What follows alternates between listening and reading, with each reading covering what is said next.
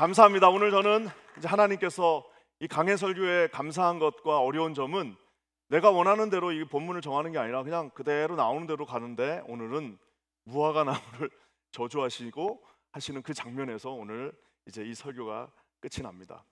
어려운 난제의 본문입니다. 멀쩡한 무화과 나무를 하나님께서, 예수님께서 가다가 열매를 맺지 못했구나, 그리고 그 무화과 나무를 저주하셨더니 정말 무화과 나무가 말라버렸습니다. 하루아침에. 무화과 나무는요, 이 기후가 좋지 않은 곳에서 자라기 때문에 웬만해서는 안 죽습니다. 그냥 아무데나 뿌려놔도 잘 자라요. 그런데 그 무화과 나무가 예수님이 저주를 하시니까 그 다음날 바싹 말라버렸습니다.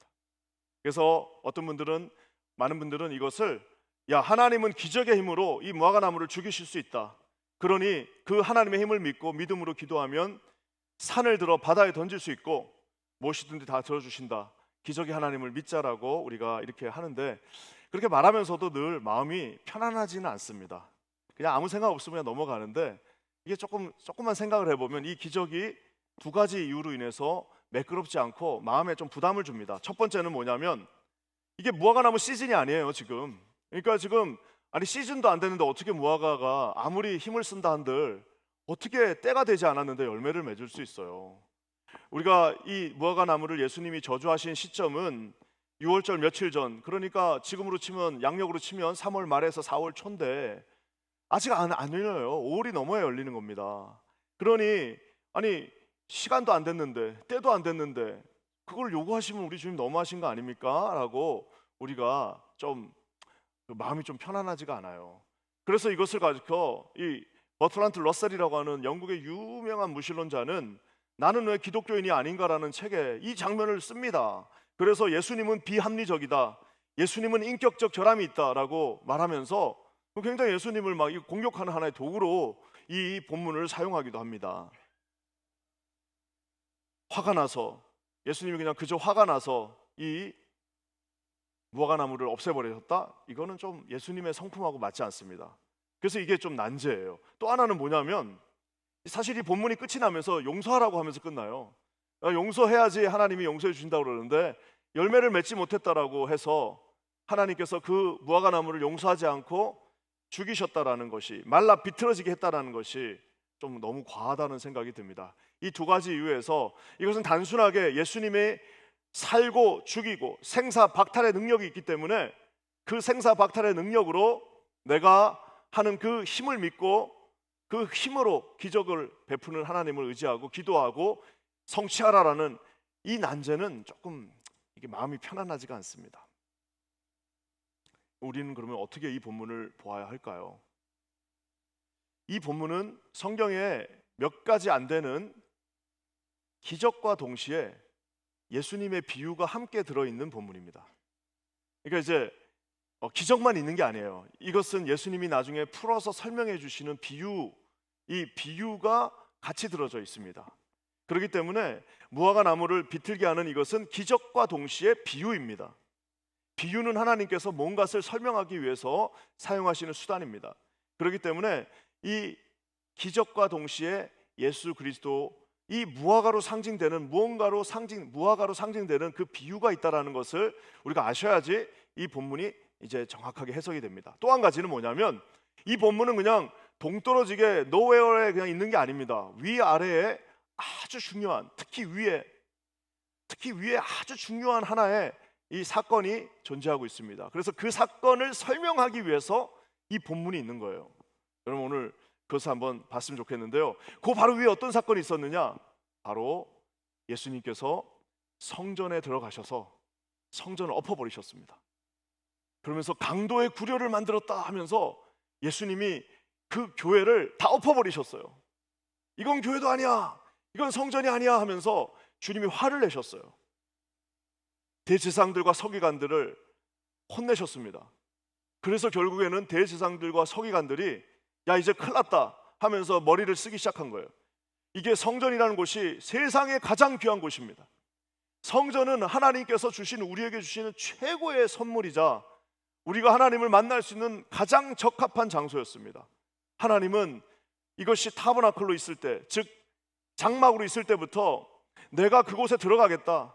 그 크신 하나님이 작은 자가 되셔서 내가 그곳에 들어가서 너희를 만나겠다라고 해주신 가장 큰 축복의 장소입니다. 너희들이 언제든지 이 성전에서 기도하면, 이 시온산을 바라보며 기도하고, 너희들이 언제든지 이 시온산으로 돌아오면 내가 너희들의 죄를 다 용서해 주시겠다라고 말씀하신 약속의 상징이었습니다. 하지만 말씀이 사라지고 예배에 대한 간격이 사라지고 옛날에 믿긴 믿었는데 그것이 오래전 일이 되어버려서 자기의 신앙과 그 성전의 원래 의미가 간극이 이렇게 벌어져 버렸어요. 어제 제가 얘기한 것처럼 자기가 잘 못 뛴다라고 생각하는 사람은 절대 넘어지지 않습니다. 내가 보잘것없다, 내 다리는 힘이 없다라고 생각하는 사람은 넘어지지 않아요. 누가 넘어지냐? 나 왕년에 100m 11초에 뛰었어. 나 옛날에 말이야 우리 학교 대표였어. 아빠 옛날에 왕년에 좀 뛰었어. 근데 그거는 30년 전 일이에요. 나 옛날에 산으로 들로 기도하러 다녔어.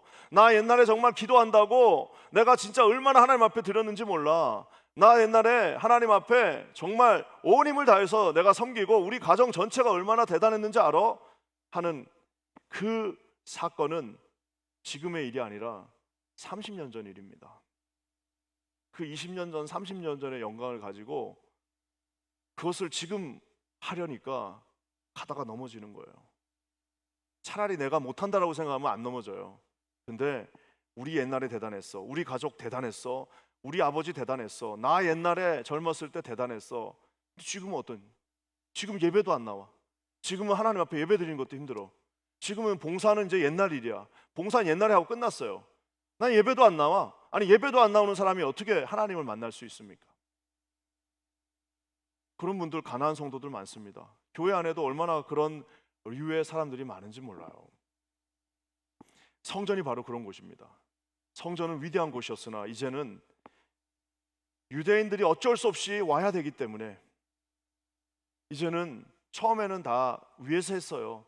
화폐 단위가 다 다르니까 환전소가 생기고, 거기서 이제 희생 제물을 가져올 수 없으니까 희생 제물을 파는 곳들이 생기고, 또 와서 자꾸 먹고 자야 되니까 숙박업, 요식업이 생기고, 근데 그것을 허가를 내주는 거는 대제사장이고, 제사장 무리들이 허가를 내주고, 또 그 돈을 받으면 제사장들은 그 돈을 자기 혼자 챙기는 게 아니라 또 로마에도 주고 또 바리새인들한테도 주고 여기저기 다 뿌리고 하는, 성전이 이제는 하나의 아름다운 성스러운 곳이 아니라 먹고 사는 곳이 되어버렸습니다. 이제는 수입수단이 되었어요. 매매하는 자들 하나님 앞에서 이제는 그것으로 인해서 먹고 사는 곳이 되어버리니 예수님이 들어오셔서 우리 예수님이 거기를 뒤집어 버리셨습니다. 그러면서 채찍을 만들어서 다 거기 있는 것들을 엎어버리셨어요. 하나님은 계시지 않고 이제 성전에는 인간의 욕망만 있습니다. 간단하게 예배 드리려고 하는 노력들, 예배가 자기의 어떤 아이덴티티를 지켜주는 하나의 요소밖에 되지 않아요. 옛날에는 열심히 했지만 지금은 아무것도 없어요. 뼈밖에 남지 않았어요. 어쩌면 직분이 있을 수도 있어요. 어쩌면은 사람들이 잘한다라고 얘기해 줄 수도 있어요. 어쩌면은 그래도 자기 스스로 괜찮다라고 위로할 수도 있어요. 하지만 옛날에 예배를 드리면서 그 성전에서 주셨던, 하나님께서 주셨던 그 감동과 하나님 앞에 순종하고 싶었던 그 순수한 마음과 내가 하나님 앞에 내 자신을 드려서 하나님과 동행하고 싶은 그 마음은 사라진 지 오래됐습니다. 남은 것은 이제 그저 루틴적으로 돌아가는 그밖에 남지 않았어요.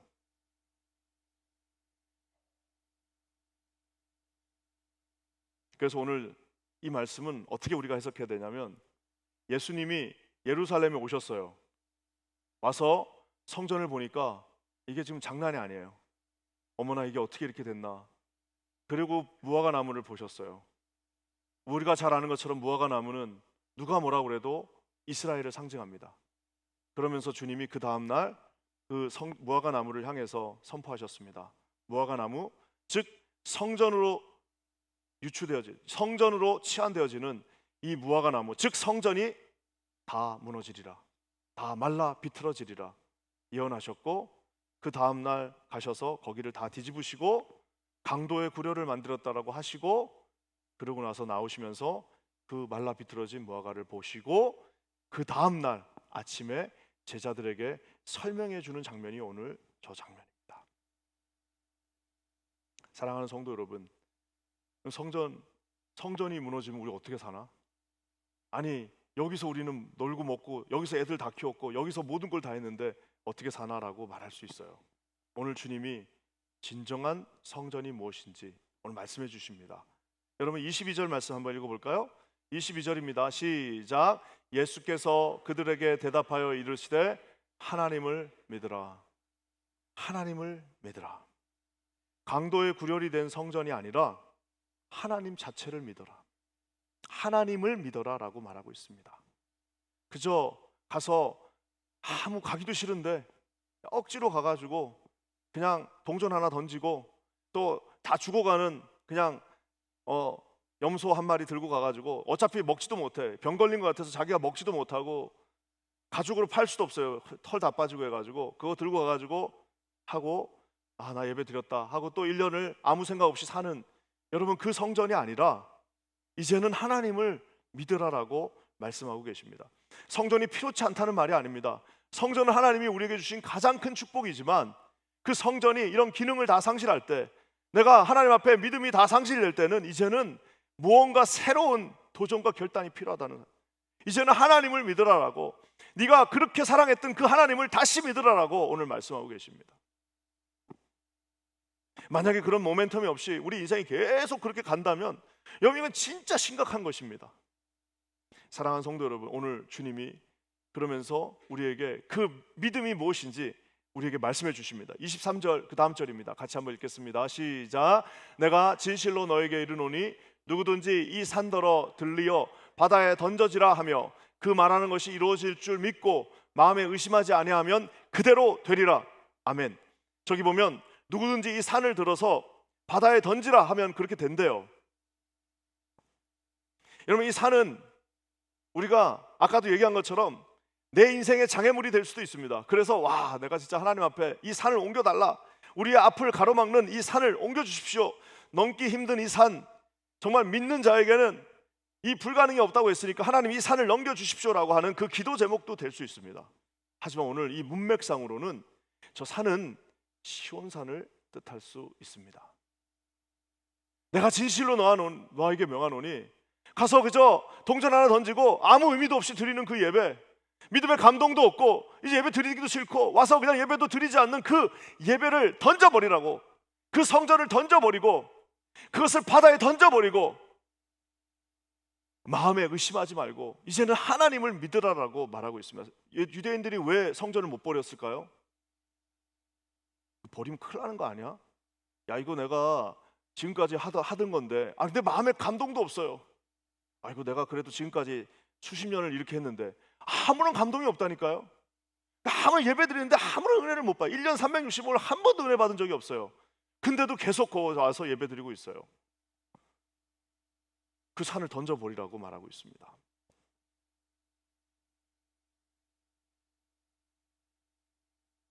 그 형식의 시온산 던지면 이제 어떻게 생각할까요? 우리 모태신앙이 무서운 게, 우리 자녀들 대학 가서요 교회 떠나라고 그래도 잘 못 떠납니다. 왜 못 떠날까요? 신앙 때문에 못 떠날까요? 뭐 그것도 있지만 무서워서 못 떠나요. 이거 갔다가 벼락 맞는 거 아니야? 그래도 주일은 지켜야지 하는 그런 마음들이 있다니까요. 근데 오늘 주님이 말씀하십니다. 그 껍데기밖에 남지 않은 그 장사하고 있는 그 성전, 그저 강도의 구렬이 돼가지고 기도하는 집에 타이틀을 잃어버린 그 성전에서 떠나라 라고 오늘 명령하고 계십니다. 믿음으로 하나님 앞에 기도하라라고 말하고 계십니다. 사랑하는 성도 여러분, 저는 우리 핀자하는 모든 성도들에게 여러분의 성전은 하나님 앞에 기도하고, 여러분의 성전은 하나님 앞에 매 주일마다 은혜 받는 곳, 여러분의 성전은 이곳에 와서 그저 교제하고 무슨 여기서 장사하는 곳이 아니라 하나님을 만날 수 있는 그런 곳이 되시기를, 주님의 메시지가 선포되어질 때 그것이 내 마음 가운데 아멘으로 느껴질 수 있는 곳이 되기를 우리 예수님의 이름으로 간절히 축원합니다. 100% 기도는 응답받습니다. 오늘 주님이 말씀하십니다. 24절입니다. 24절 말씀 다 같이 읽겠습니다. 시작. 그러므로 내가 너에게 말하노니 무엇이든지 기도하고 구하는 것은 받은 줄로 믿으라. 그리하면 너에게 그대로 되리라. 아멘. 기도하고 구한 것은 하나님께서 다 주신다라고 오늘 말씀하고 계십니다. 사랑하는 성도 여러분, 여러분 이거 믿으십니까? 저는 1000% 믿고 있습니다. 두 가지만 대신 짚고 넘어갈게요. 기도하는데 하나님이 우리가 원하는 걸 다 주신다? 그러면 이 지구는 남아있지 않습니다.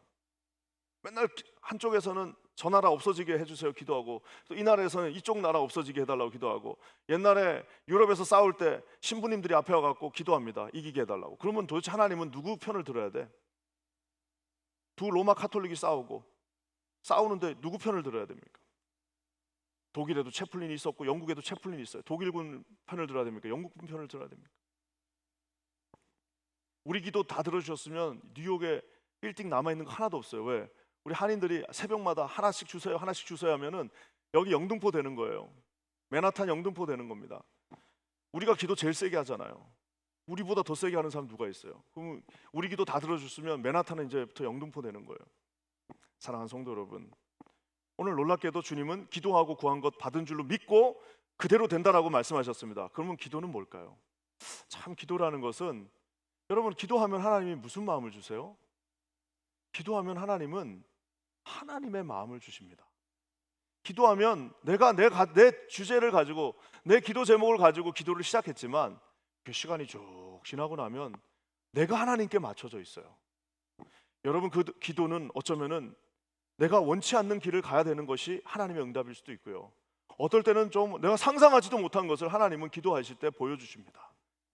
사랑하는 성도 여러분, 요한일서 5장 14절에 기도가 무엇인지 그대로 우리에게 말씀해 주고 계십니다. 요한일서 5장 14절 한번 다 같이 읽겠습니다. 시작. 그를 향하여 우리의 가진 바 담대함이 이것이니 그의 뜻대로 무엇을 구하면 들으심이라. 할렐루야. 그의 뜻대로, 기도하는 것은 그의 뜻을 찾는 것입니다. 그러니까 아무리 똑똑한 사람도 기도하지 않으면 자기 판단을 합니다. 그리고 그 판단은 모두를 망칠 수도 있어요. 기도하지 않고 내린 판단들은 충분하게 하나님 앞에 감사하고 기도하고 금식하지 않고 내린 모든 판단들은 우리를 어쩌면은 하나님의 길이 아닌 자기 욕망의 길로 인도할 수도 있다는 사실입니다. 사랑하는 성도 여러분, 기도하면 하나님이 자기의 뜻을 보여주시어요. 그 뜻대로 무엇을 구하면 들어주신대요. 하나님의 이 놀라운 이 기도의 응답을 여러분 체험하시는 저와 여러분 되시기를 주의 이름으로 간절히 축원합니다. 기도를 했는데 내 뜻대로 기도한 것이 하나님의 뜻이 돼서 좋아진 게 얼마나 많습니까? 제 인생은, 나는 처음에 군인이 되려고 그랬어요. 내가 그 길로 갔으면 얼마나 인생이 힘들었겠습니까마는 하나님은 상상하지도 못한 이 주의 종의 길을 가게 하시고 지금까지 걸어온 그 30년의 길이 정말 축복과 은혜와 주님의 주시는 기쁨과 감사밖에 남지 않아요. 모든 것들이 다 감사합니다. 왜? 하나님의 뜻대로 그 길을 갔기 때문입니다. 사랑하는 성도 여러분, 나는 미국에 와서 잠깐 있다 가려고 그랬는데 기도했는데 하나님이 남으라고 하셔서 이 뉴욕에 남아 있었어요. 그것은 고난일 수도 있고 쉽지 않은 어려움의 결정일 수도 있었지만 시간이 지나고 나니까 하나님의 뜻대로 순종하고 갔더니 거기에는 놀라운 은혜가 우리를 기다리고 있었습니다. 사랑하는 성도 여러분, 기도하지 않으면 다 자기 수준대로만 결정하기 때문에 놀라운 일을 할 수가 없습니다. 기도하지 않으면 그저 자기가 계산하고 내린 결론밖에 되지 않기 때문에 어떤 용기 있게 모험도 할 수 없어요. 하지만 오늘 주님 말씀하시자 담대함이 이것이다. 담대함이 이것이다. 이거 담대함 어디서 나오는 겁니까? 기도하는 자에게 주님이 보여주십니다. 할 수 있다. 할 수 있거든이 무슨 말이냐? 믿는 자에게는 능치 못함이 없다. 보여주신다는 그 하나님의 말씀이 담대함이 이것이다라고 오늘 주님 말씀하고 계십니다.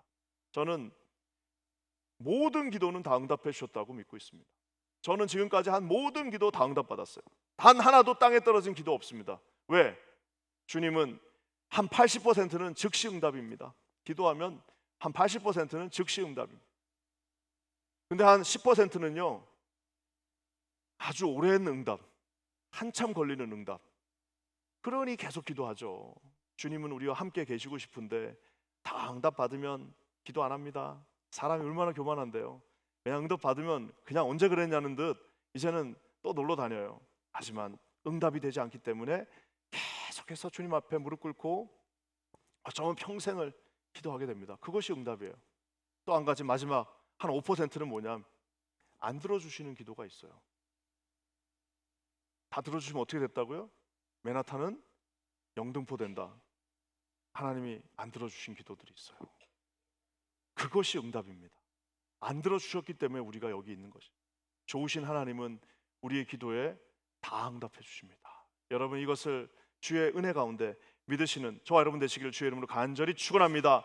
무엇이든지 기도하고 구하는 것은 받은 줄로 믿으라. 예, 맞죠. 다 주셨습니다. 왜? 바로 주실 거 80%, 한 15%는 한참 걸리는 거, 5%는 안 들어주시는 거. 하지만 그 안 들어주시는 것도 은혜요, 오래 걸리는 것은 기도하기에 더 큰 은혜요, 바로 즉각적으로 들어주시는 것은 그저 하나님 앞에 매일매일 감사 기도가 생겨서 은혜라고 오늘 말하고 있습니다. 여러분, 이 하나님을 오늘 하나님 앞에 이 산을 던져버리시고 내 인생의 모든 장애물과 같은 산들도 던지시고 우상으로 사로잡힌 성전도 던지시고 하나님 앞에 참 믿음으로 그리스도만 바라보시면서 나아가시는 우리 사랑하는 모든 성도님들 되시기를 주의 이름으로 간절히 축원합니다.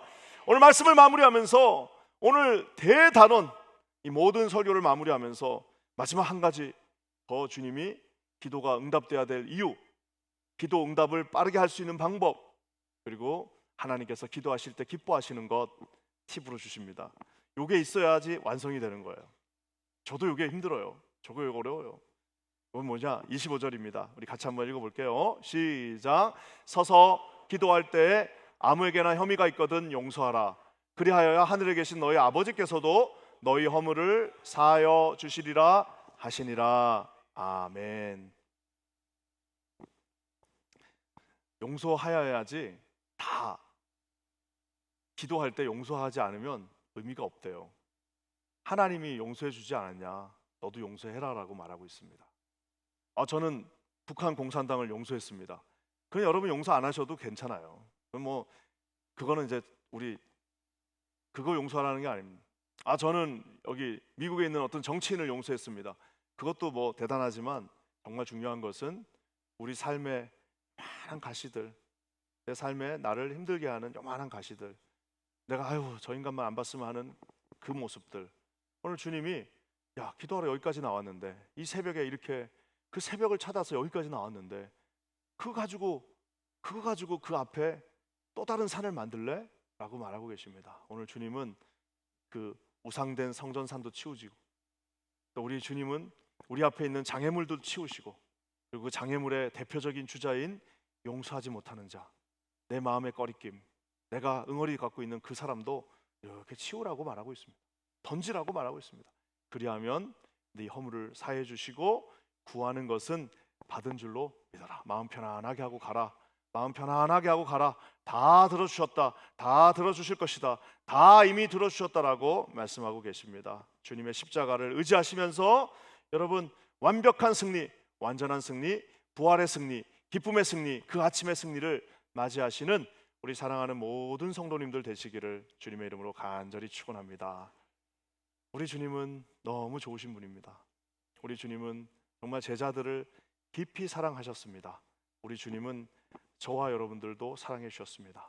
우리 주님은 우리 퀸자닌 교회를 정말 무지막지하게 사랑해 주십니다. 사랑의 증거들이 오늘 여기 있고, 우리 사랑하는 자녀들, 야, 나는 우리 유스그룹 찬양팀 보면 맨날 쟤 나가면 이제 누가 하나, 저 친구 나가면 누가 하지? 그럼 또 누가 와 있어요. 또 누가 애들이. 그래서 참 보면은 주님이 끝없이 내가 너를 사랑한다, 끝없이 내가 너를 기뻐한다라고 말씀해 주시는 것 같습니다. 부활의 주님, 용서의 주님이십니다. 부활의 주님, 능력의 주님이십니다. 부활의 주님, 기도를 응답해 주시는 100% 응답의 주님이십니다. 여러분, 그 주님을 의지하고 오늘도 여러분의 믿음을 확정하시고 주 앞에서 승리하시는 복된 성도님들 되시기를 주의 이름으로 간절히 축원합니다. 기도하겠습니다. 하나님 감사합니다. 지난 2주간 우리 사랑하는 동역자들이, 사랑하는 주의 종들이, 사랑하는 우리 모두가 하나님 앞에 섰습니다. 아버지, 우리의 우둔함을 깨닫게 하여 주셨고 제자들과 같이 연약한 믿음들을 우리 주님께서 다독여 주셨습니다. 오늘 마지막 날 아버지 하나님, 진정한 기도가 무엇인지, 진정한 믿음이 무엇인지 우리에게 알려주셨사오니 아버지, 우상된 모든 산들을 바다에 던져버리고, 죄된 모든 산들을 그 바다에 던져버리고, 용서하지 못하는 모든 이들을 아버지 우리 마음속에서 지우고 하나님 앞에 담대히 나아가 기도하며 응답받는 복된 성도들 되게 하여 주시옵소서. 하나님 아버지, 여전히 기도 제목 가지고 눈물 흘리며 기도하는 사랑하는 종들이 있습니다. 오늘 주님 안수하여 주시고 만나 주시고 역사하여 주시고 그 산을 치워주셔서 하나님 앞에 기뻐하며 감사하는 부활의 아침 맞이하게 하여 주시옵소서. 크고 놀라운 일을 이루신 주님을 찬송하며 예수님의 이름으로 간절히 기도합니다. 아멘.